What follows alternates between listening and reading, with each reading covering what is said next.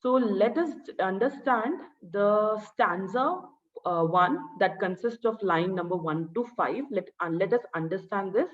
So he said, two roads diverge in a yellow wood. So I've broken this into different meanings. So just understand it. So first he said, two roads diverge in a yellow wood. Two roads means we immediately know that the speaker is facing here. It's facing a situation that has choice. So he was having two roads. He was having two roads. Now that the two roads diverge. Diverge means going into different directions. Now one road was there. It is dividing into two roads and it is going in different directions. Yellow wood here, it indicates autumn season. The idea behind using autumn is that year is coming to an end. It's a time for reflection. Whatever we are doing in life, that shows this. And sorry, I couldn't travel both. So here, speaker is actually showing that he's showing the regret. Actually, he's showing what? He's showing the regret that I'm sorry, I cannot travel on both the roads and still remain one traveler. Like he cannot split himself into two parts. So he was the one traveler and he cannot travel on both the roads. So he was showing his regret. And B1 traveler, long I stood, means he stood there for a very long time. Why? Because he was facing a choice. So he doesn't want to take any wrong decision. So that's why he was giving time to look through the roads to see which one should he pick. So literally, basically, he was on journey somewhere and he faced a choice that which road he wants to pick. Actually, it is showing life. Life also gives us choices. So we have to make the correct decisions.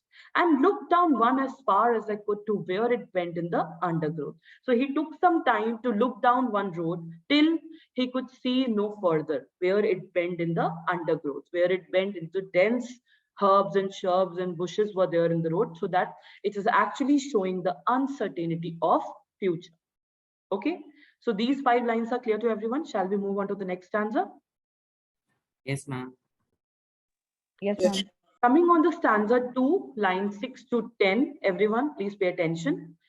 Then took the other as just as fair, means surprisingly after spending a lot of time there, he decided that, okay, fine, let me look at the other road also. Okay, when he looked at the other road, both the paths looks as fair, looks as beautiful as each other.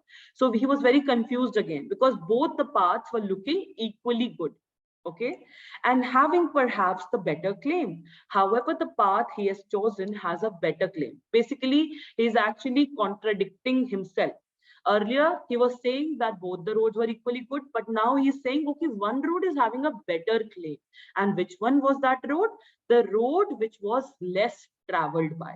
So there were two roads, one was more traveled by and the other was less traveled by. How we come to know this? Because it was grassy and wanted wear. It was more grassy and it was actually very clear that not many people have taken that road. Oh, but particularly it was actually, it was less traveled road. Understood? Though as for that the passing there, now their passing there refers to the people. It actually refers to a fork in the road where others would have understood and thought that which path you have to take. Many people will take the path which was more traveled by.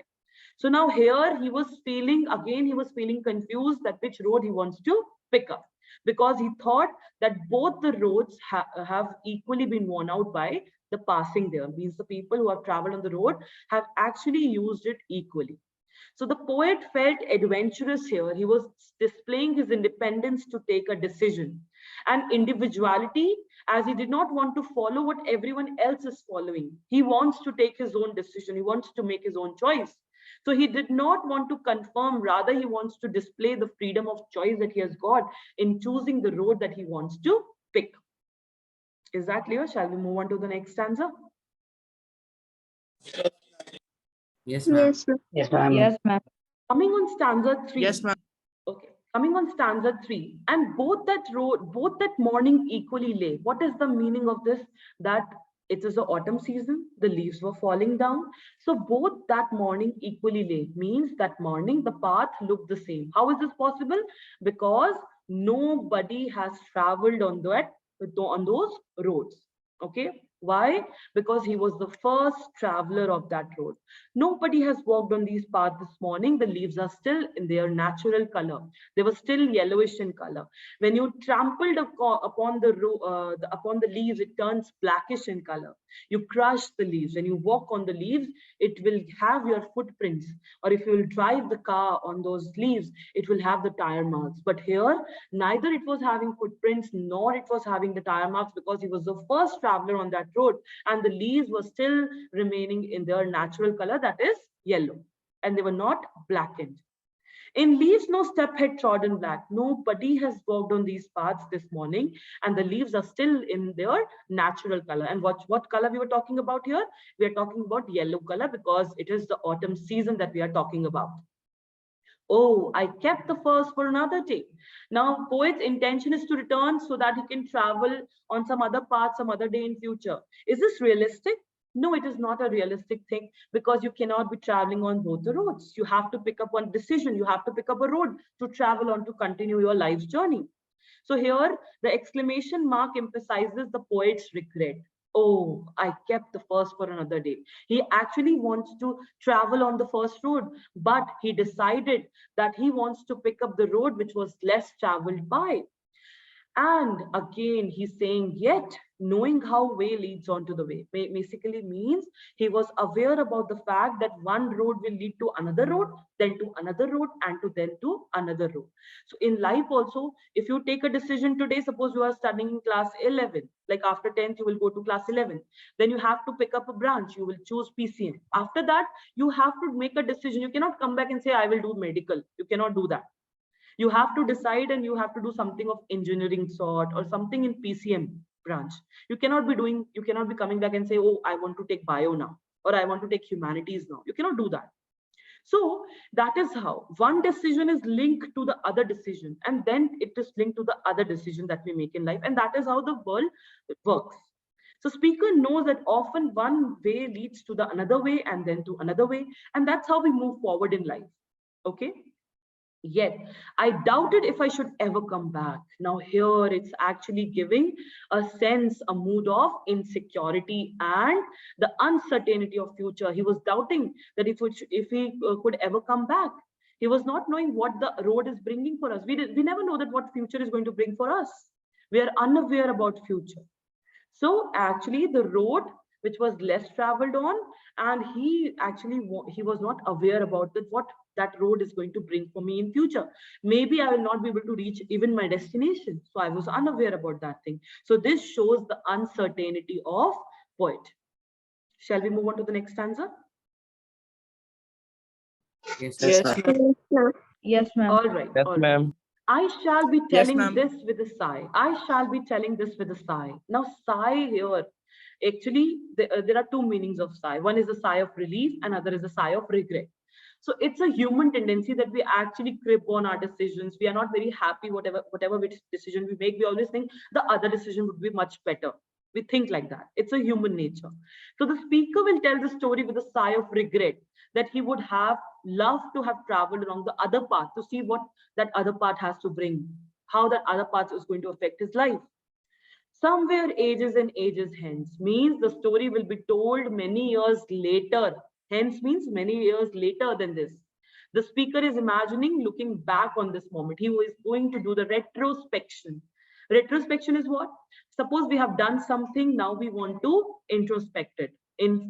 Like suppose you have done something, now you want to think about it. So that's a retrospection. So he wants to look back. He wants to just look back. He wants to look back on his decision that he has made in that particular time. Okay, somewhere ages and ages hence. Here it is actually putting a colon here. Can you see this yellow colon? This colon indicates the story is about to follow. Means now I'm going to tell the story. Suppose I'm going to tell my grandchildren that, okay, fine, one day I have got a choice to take a way, to decide a road. So I'm going to narrate a story. And what is that story? How it's going to be like that? Two roads diverged in a wood, and I took the one less traveled by. So here he's talking about the situation that two roads were there. And now what was the action taken by the speaker? The speaker took the one which was less traveled by. Note the repetition of I. Actually, he was confirming his firm intention. He was actually showing his, he was confused, right? But I karke, he was reassuring himself, ki, okay, fine, all is well, all is well, all is well. So I conveys the firm intention that it emphasize, it actually is in putting emphasis of the individual decision making. It is not influenced by what public is doing. He was not running in a rat race. Rather, he wants to follow his own intentions. He wants to follow his own conviction, that what his heart is telling him to do. He was not running in a rat race. Okay, my friend is also taking commerce, so I will also take commerce. This is what is rat race, right?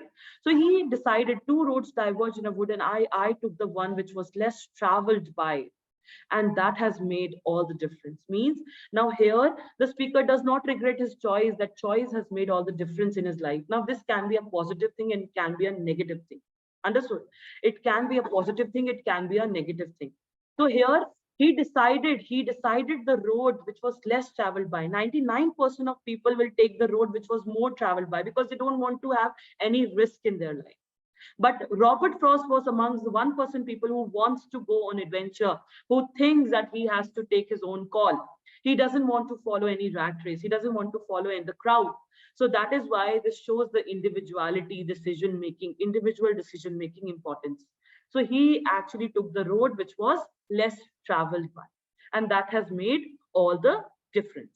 Now, the tone and the mood of the story, the poem, is reflective. He was actually looking back on the decision, he was thinking, and he was feeling nostalgic. He was missing it all.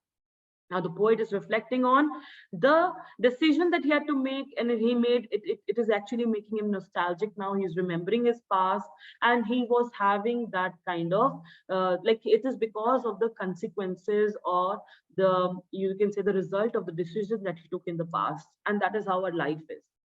And why the road that was less traveled by, why he has chosen that road? Because it actually looked more attractive to the poet, and he actually won his approval because it was less traveled by the other people, and lack of other travelers make it more appealing to him. And it actually gives, I'm recording, what is wrong with you?